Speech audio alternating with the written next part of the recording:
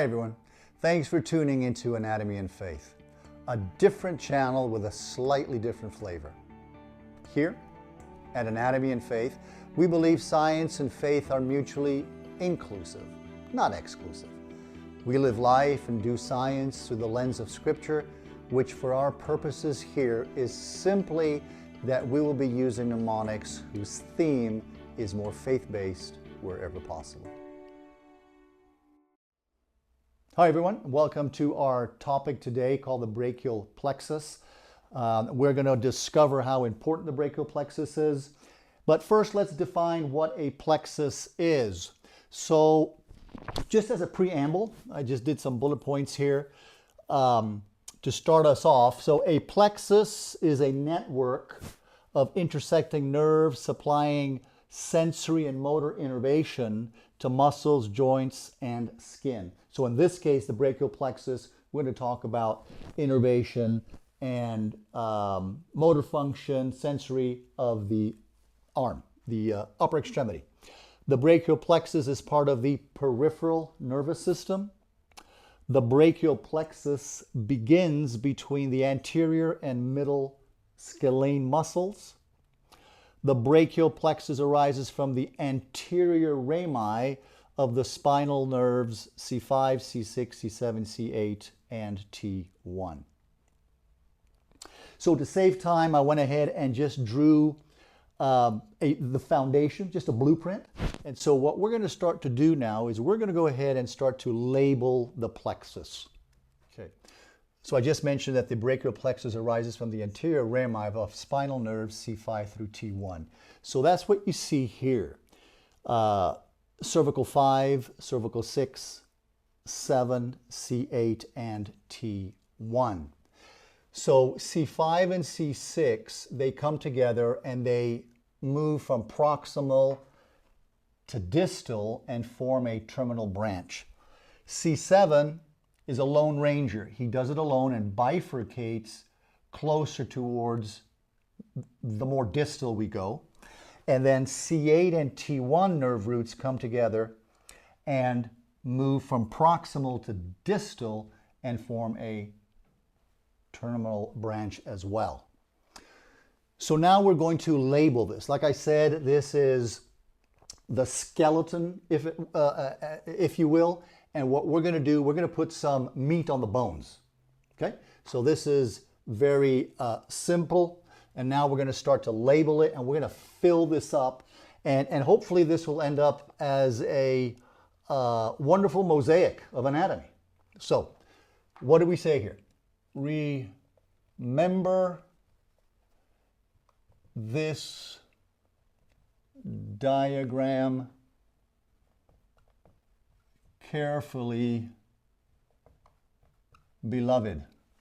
Okay, so what does that stand for? I'm actually going to, now that we got that mnemonic, I just want to remove that real quickly. And let's write down what it stands for. So we have roots, we have trunks, we have divisions, we have cords, and we have branches. And we'll put a T in parentheses because it's a terminal branch. Roots, trunks, divisions, cords, branches. How many roots do we have? Well, we have 5 roots. And that's very easy to remember because we have C5. The brachial plexus starts at C5 and it just so happens that there's 5 roots. So we have 5, 5. So that's easy to remember. We have 3 trunks. We have 6 divisions, we have 3 cords, and we have 5 branches. Okay, let's go ahead and label those. Let's grab another color. And we have, for the trunks, we have an upper trunk, a middle trunk, and a lower trunk. Okay, now we're going to move to the divisions. There are 6 divisions. 3 posterior, and 3 anterior. So here's the assignment. What I want us to do, and you can follow me, is we're going to actually just draw an arrow, a downward sloping line, an upward sloping line. Forgive me for the less than stellar line, okay, but it is resembling, if you will, oh, that's not good, an arrow going from proximal to distal, okay? And we're going to put a P here for posterior, posterior, and posterior. And we'll talk about this. We're going to go into a little bit of depth. Next assignment is we're going to draw the number 7. We're just going to go this way and back down.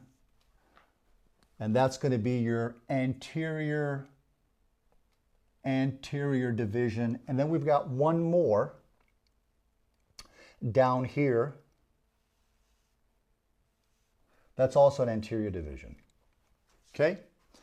So we have anterior, anterior, anterior, posterior, posterior, posterior. We're going to come back to this. But now let's move over to the chords. We've got 3 chords. We've got the lateral chord, the posterior chord, and the medial chord. And we'll fill in all these branches. Again, we're just labeling the brachial plexus. And then we have the terminal branches. And here's a mnemonic I'd like you guys, if you want to, kind of came up with this when I was out going for a run. And the mnemonic is basically, I'm not going to write it out, I'm just going to share it with you. Many athletes run ultra marathons. Many athletes run ultra marathons. Well, let's go ahead and fill this in. What's the first M here? Musculocutaneous nerve. First M. The A is the axillary nerve. The R is the radial nerve. The U is the ulnar nerve. And the last M for marathon is the median nerve. Okay. We're starting to fill this up with our, with the branches. We need to talk about the divisions because this is important. Okay? The anterior division of the upper trunk and the anterior division of the middle trunk, they come together to form the lateral cord. Okay? Again, the anterior division of the upper trunk and the anterior division of the middle trunk come together to form the lateral cord. The posterior cords all come together, the posterior divisions all come together to form the posterior cord. That's that arrow that we drew. And then the anterior division of the lower trunk will form the medial cord. What is also important to remember is that the anterior divisions give off their axons that will innervate the ventral muscle mass, which are your flexors. Okay? So the anterior division give off their axons, which innervate the ventral muscle mass, which are your flexors. The posterior divisions give off their axons and innervate the dorsal muscle mass, which are your extensors. Flexors and extensors. So that's the important thing to know about the anterior and posterior divisions. Okay, so we're slowly starting to label the brachial plexus. So the roots, we have 5 roots.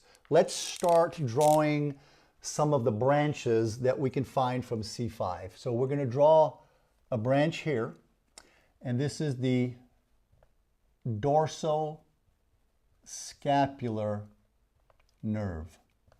And the dorsoscapular nerve innervates 3 muscles: the rhomboids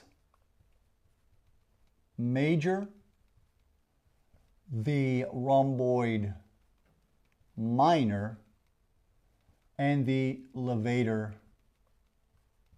scapulae. Okay? Very important muscles, obviously do retraction. Use that a lot for people with mid-thoracic discomfort, for posture control, just making sure that we've got those shoulders tucked back. Rhomboids, very important, dorsoscapular nerve. Then we have another one from C5, C6, and C7. This nerve is called the long thoracic nerve of Bell. And the long thoracic nerve of Bell will innervate the serratus anterior.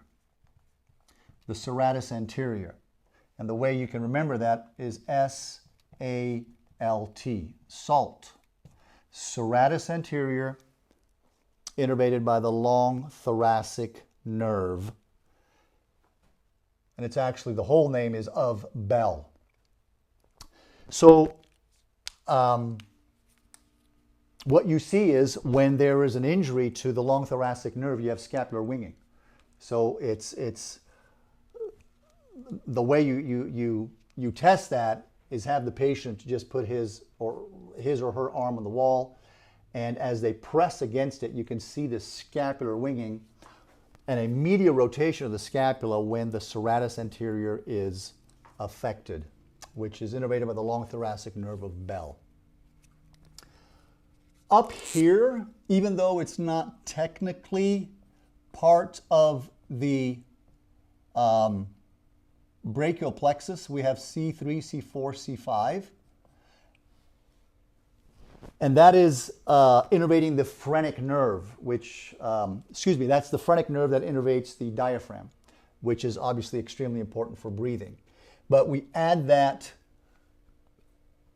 cautiously because part of it is coming from C5. And like I said, it innervates, the phrenic nerve innervates the diaphragm. So, dorsoscapular, rhomboids major, rhomboids minor, levator scapula. We've got the long thoracic nerve of Bell, the serratus anterior.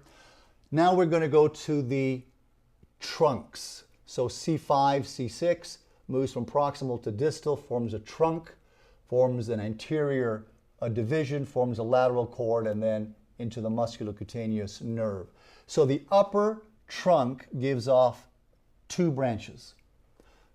Branch number 1 is the suprascapular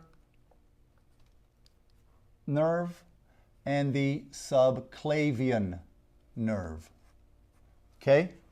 The suprascapular nerve innervates the supraspinatus and the infraspinatus. Very important. Why? It's part of the rotator cuff anatomy. So supraspinatus abducts from 0 to 15. 0 to 15 is your supraspinatus. Infraspinatus, external rotation. Part of the rotator cuff anatomy. And then the subclavian nerve innervates the subclavian muscle. That's you can't isolate that muscle in testing.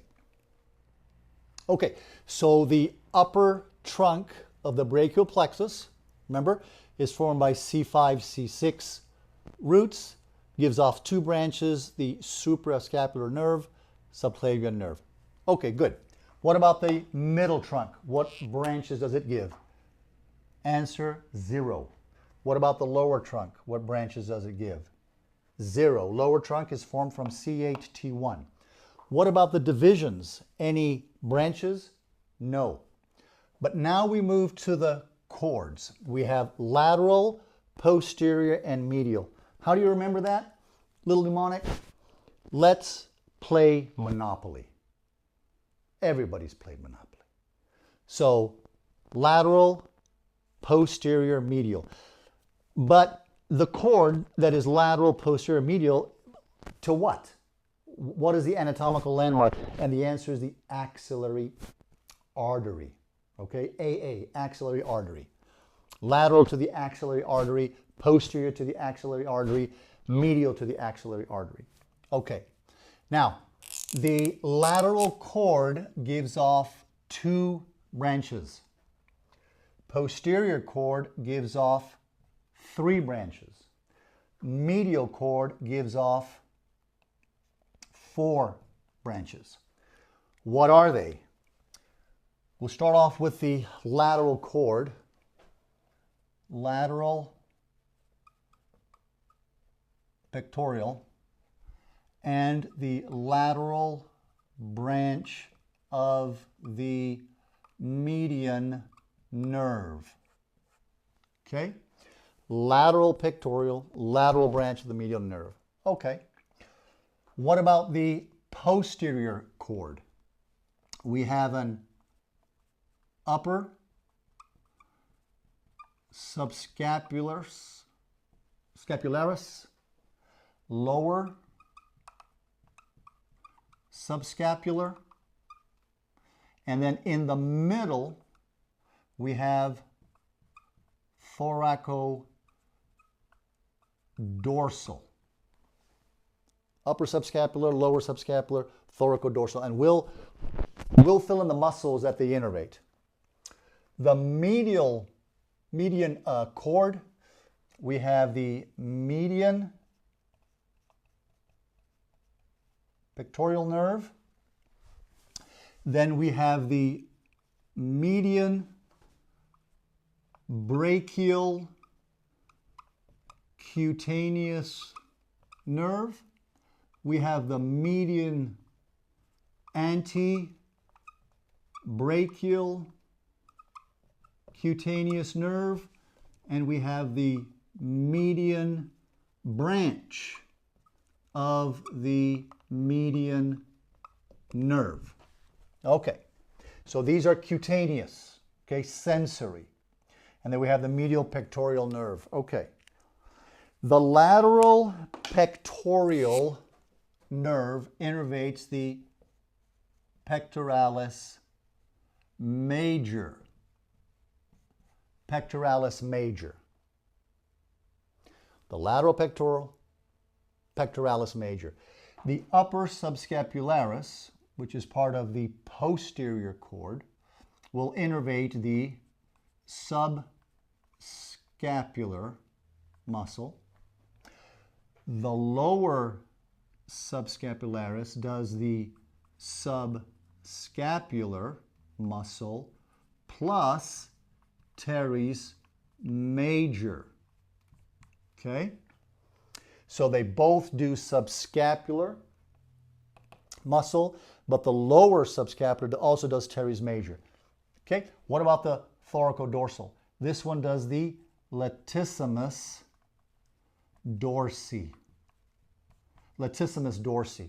The way you can remember that, thoracodorsal has a D in it, latissimus dorsi has a D in it. So that's fairly easy to remember. Okay, so we have the median pectoral nerve. This nerve innervates the pectoralis minor plus the pectoralis major, but more the costosternal aspect. The costosternal aspect of the muscle. Okay? So medial pectoral nerve, pectoralis minor, and the pectoralis major, but the costosternal aspect more in particular. Medial brachial cutaneous nerve, right in here, medial cutaneous, medial brachial cutaneous. Antebrachial is, of course, the lower arm. Now let's move into the branches. So the first one that we have here is the musculocutaneous. And we all know that the acronym there is BBC. Actually, let me use a different color here. Let's go with black. So we've got BBC. And how do we remember that? How about Bible-believing church? Boy, we need more of those nowadays, don't we? So we have biceps brachii. We have the brachialis and the coracobrachialis. Okay? So that is the musculocutaneous nerve coming all the way from C5, C6. Biceps brachii, brachialis, coracobrachialis. And of the three, the brachialis is actually the strongest flexor of the elbow. Okay? So, musculocutaneous, BBC. Axillary nerve. What do we know about the axillary nerve? It innervates what muscle? Here we go, the deltoid. So we've got the deltoid, and we have the teres minor. Remember, the teres major was innervated by the lower subscapular nerve. The teres minor is innervated by the axillary nerve together with the deltoid. Okay, so those are the muscles that are innervated by the axillary nerve. Then we have the radial nerve, we have the ulnar nerve, and the median nerve. Okay, so we've tried to fill in that. Remember I talked about a skeleton, and we tried to fill that in with all these branches and the muscles that are being innervated. It would be remiss if we didn't talk about the median nerve, the ulnar nerve, and the radial nerve and what they innervate. So let's write down the muscles that the median nerve innervate, the ulnar nerve, the radial nerve, and then we'll step back. We'll take a quick look again at the total picture and talk about some lesions, some clinical presentations when things go wrong. So median nerve, first thing we need to know, it comes anterior compartment, medial anterior here, of just where the antecubital spaces, and it runs down. And the first muscle is the pronator teres, the two-headed pronator teres. Okay, so that's what it innervates. What else does the median nerve innervate? The flexor carpi radialis. Okay, flexor carpi radialis. What else? The palmaris longus and brevis. And not everybody has the longus or the brevis, certainly not the brevis. Okay, so pronator teres, flexor carpi radialis, palmaris longus, and brevis. Then we have the flexor digitorum superficialis. We have the flexor digitorum profundus, but just the lateral two. So it's going to be the index finger and the long finger. So index finger plus the long finger. So that's your flexor digitorum profundus. Then we also have the flexor pollucis longus. And then we also have the pronator quadratus, the pronator quadratus. We're going to go with number 8, 9, and 10. I call these the, you know what? I'm running into trouble here. So let's do that for now. Pronator quadratus. Then we have the AFO muscles, which is the muscles of the thenar eminence of your thumb, which is your abductor pollicis brevis, your flexor pollicis brevis, and your opponent's pollicis. Okay, and then we have one more, which is going to be your lumbricals, and it's going to be the lateral 2. The lateral 2 lumbricals, which is going to be your index finger and long finger. But what's important to know is this. Your thenar eminence, the abductor pollicis brevis, the flexor pollicis brevis, and the opponent's pollicis, or your AFO muscles, there is a branch off the median nerve called the recurrent branch. If you're a student and you're ready to take a test, you will get that on a test. So it's the recurrent branch of the median nerve that innervates the thenar eminence. The recurrent branch of the median nerve innervates the thenar eminence, which is made up of these 3 muscles right here. So we have the pronator teres, flexor carpi radialis, palmaris longus and brevis, flexor digitorum superficialis, flexor digitorum profundus, index finger and the long finger, flexor pollicis longus, pronator quadratus, and the rest. Okay, that's the median nerve. Okay, now we'll do the ulnar nerve. So the first muscle is the flexor carpi ulnaris. We have the flexor digitorum profundus, but now we have the ring finger and little finger. Ring finger plus little finger. Then we have the lumbricals, and that is also the ring finger plus little finger. That's all medial.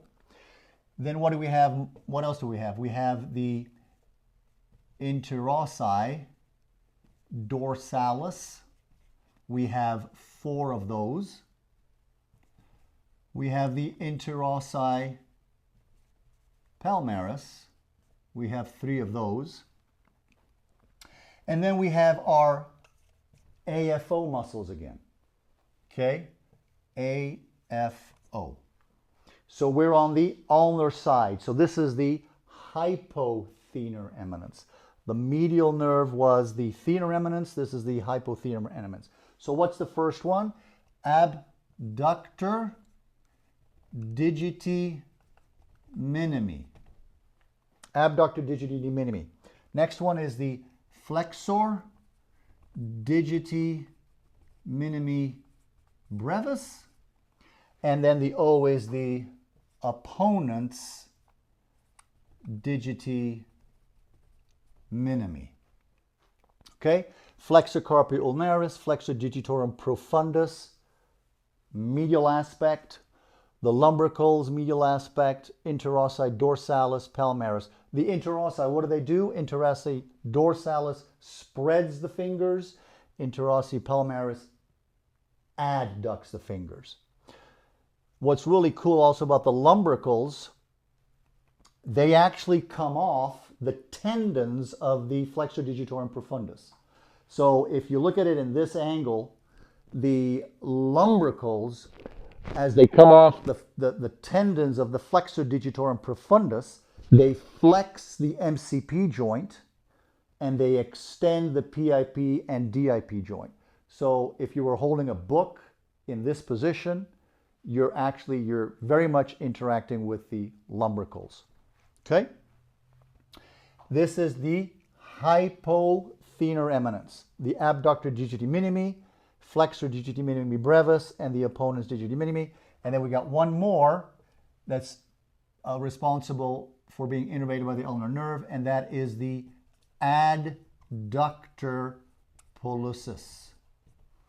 So the nerve comes down distally medial, but there's a little hook of the nerve, if you will, and it innervates the two heads of the adductor pollicis. So we can bring our thumb in. Okay, so now we'll talk about the radial nerve, and then we'll talk about some lesions. So the radial nerve innervates everything, excuse me, on the back side and the posterior aspect of the forearm. So the big one, of course, is, I'm going to put the triceps right here, since I didn't give myself enough room. But I have a B, an L, a B, a D, an M, a U, and an A. And here's the acronym. Be loving, be discreet, more upbeat, always. Be loving, be discreet, more upbeat, always.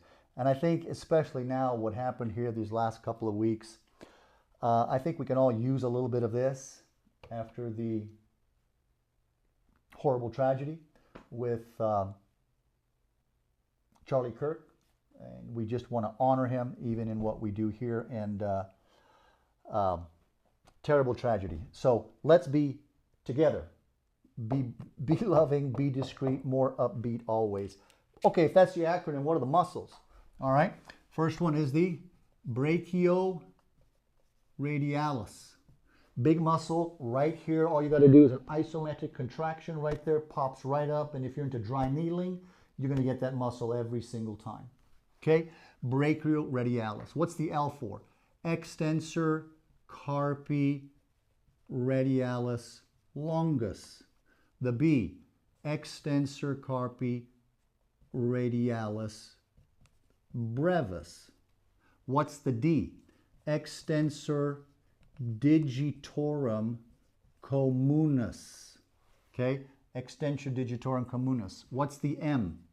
Extensor digiti minimi. Good. What about the U? Extensor carpi ulnaris. And we got one more. Anconius. The anconius. So these are the superficial muscles. So we got 1, 2, 3, 4, 5, 6, 7 superficials, and then 5 deep. And here we have an acronym as well. Sunsets in Bahamas last longer. I don't know if it's true, but okay. Sunsets in Bahamas last longer. It sounds romantic. So S, what's the S? It's the supinator. Okay, so it's antithetical to the pronator teres up here. So the supinator does the exact opposite. What about the I? The I is extensor indicis. So that's your index finger. And then these last 3 have to do with the thumb on the extensor side, not the flexor side. This is your extensor pollicis brevis. This is your extensor pollicis longus. And the last one, ladies and gentlemen, is your abductor pollicis longus. Okay? Sunsets in Bahamas last longer. Supinator, extensor indice, extensor pollicis brevis, extensor pollicis longus, abductor pollicis longus. All extensors of your thumb. So these are your 5 deep, these are your 7 superficial, and we cannot forget the triceps. We've got all of the muscles innervated by the median nerve, the ulnar nerve. So if we step back, we see that C5, C6 comes together, forms the upper trunk, forms an anterior division and a lateral cord, and forms a musculocutaneous nerve. So when we look back, and if we can remember that mnemonic, remember this diagram carefully, beloved. If we can remember that, then we can step back and we know that, oh, the axillary nerve and the radial nerve, they're part of the posterior cord. The ulnar nerve is an extension of the medial cord. Musculocutaneous nerve is an extension of the lateral cord. And so it becomes a road map, like a mosaic, and we can just quickly go to, in our minds, to this road map, if you will, and we'll be able to mention those muscles that are innervated by those branches. Another thing, the roots are located between the anterior and middle scalene. So roots, where are they located? Between the anterior and middle scalene. The trunks pass through the posterior triangle of the neck. Where are the divisions located? They pass behind the clavicle. And then you've got the cords, which are formed in the axilla, and then the branches go all the way out. Okay, we're just going to briefly talk about sensory innervation. So starting with the median nerve, if you look at the forearm and it's in the anatomical position, external rotation of the shoulder, the median nerve is going to grab the thumb on the palmar surface, the index finger, the long finger, and the lateral half of the ring finger. Okay, and it does the exact same thing on the opposite side, and from the roughly the PIP to DIP, and then distally. So that's your median nerve. The ulnar nerve takes the rest. So it's on the ulnar side, and it takes all the way to the pinky, and then it does the medial aspect of that same ring finger, and the same is true for the backside. Now, the radial nerve is going to do the dorsal side of the forearm and into the hand. Musculocutaneous is going to do the lateral aspect of the forearm. So that's, in a nutshell, that's the sensory distribution of those nerves. Okay, so we're going to slowly wrap this up. We're going to talk about some lesions and some clinical presentations. So what happens if, for instance, we have an upper trunk lesion? So C5, C6 lesion. Okay, that's called Erb's Duchenne lesion from C5, C6. Happens a lot during childbirth when there's a violent traction of the head and it stretches out the brachial plexus, especially C5, C6. It's called an Erb's Duchenne. What is the clinical presentation? The clinical presentation is adduction of the shoulder, no abduction, internal rotation of the glenohumeral joint, and pronation of the forearm. So this, they call it the waiter's tip. Okay? So that is a lesion of the upper trunk of the brachial plexus involving C5, C6. Happens during mostly when there's violent traction, especially during childbirth. Lots of PT, lots of physical therapy, occupational therapy, sometimes surgery is needed, but usually it will resolve. It might take quite some time, but that's a lesion of the upper trunk. And if you're a first year's PT student or OT or even first year in medical school, you're going to get a question on that. 100%. Either a true false or multiple choice. Lesion of the upper trunk is called an Erb's Duchenne. It's C5, C6.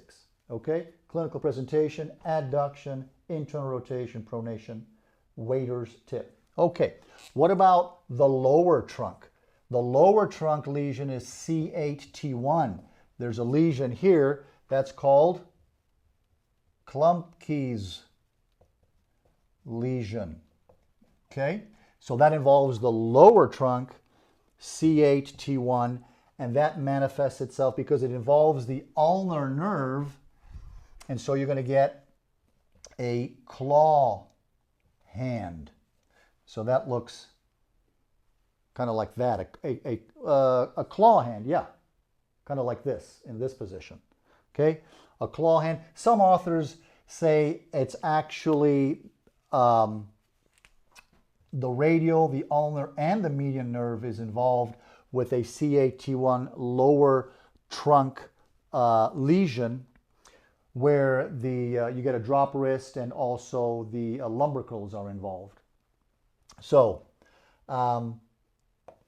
lesion to CAT1, Klumpke's lesion, Erb's Duchenne, C5, C6, upper trunk. So if you step back and you look at all this, it's quite a bit of information, but you can get a flavor that if, for instance, your median nerve is affected. One thing I forgot to share, very important, the axillary nerve, okay? If the axillary nerve is injured, the axillary nerve is right behind the surgical neck of the humerus, okay? Right here. Axillary nerve, when that's injured, the deltoid is going to be affected, and the clinical presentation there is going to be a flat shoulder, okay, because that deltoid is gone.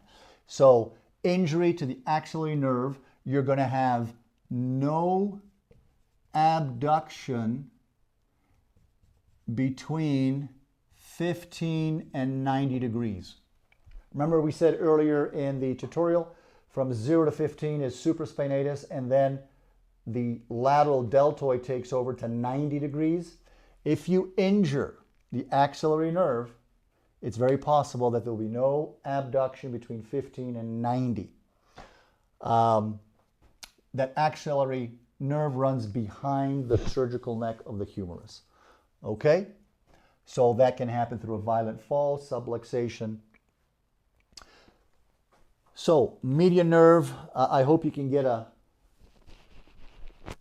flavor of what happens when the median nerve is affected, or the ulnar nerve. All these muscles, the radial nerve runs through the radial groove. If that gets traumatized, you get drop wrist, and look at all those muscles that are involved.